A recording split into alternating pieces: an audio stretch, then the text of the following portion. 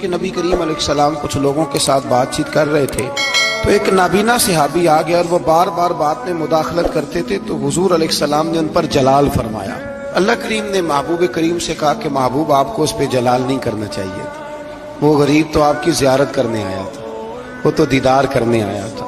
اللہ تو اپنے محبوب کو کہہ سکتا ہے نا یہ بات، لیکن امتی اٹھ کے اس بات کا ذکر کرے تو یہ ذرا مناسب نہیں ہے۔ علامہ اسماعیل حقی نے تفسیر روح البیان کے اندر لکھا ہے کہ حضرت عمر فاروق کے زمانے میں ایک امام ہر رکعت میں سورہ عباسہ پڑھتا تھا، ہر روز نماز فجر میں ایک رکعت میں کم از کم وہ سورہ عباسہ پڑھتا۔ تو حضرت عمر کو کسی نے بتلایا تو آپ نے اس کو کہا تجھے اور قرآن مجید نہیں آتا؟ لگا آتا ہے۔ فرمایا پھر یہ کیوں پڑھتے ہو؟ کہنے لگا بس جی میرا دل کرتا ہے۔ تو جناب عمر نے تلوار لے کے اس کی گردن اڑا دی۔ بندہ کون تھا؟ مسجد کا قرآن شریف پڑھتا تھا نا۔ کہتے ہیں جی آپ قرآن پڑھنے والے کے بارے میں یہ لفظ کہہ رہے ہیں، تو بھئی وہ بھی قرآن پڑھتا تھا۔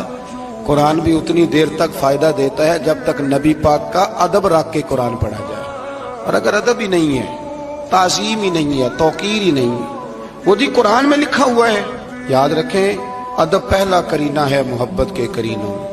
تعظیم رسالت کے بغیر کسی قسم کی کوئی عبادت قابل قبول نہیں ہے، اس کو جان لیں اور سمجھ لیں۔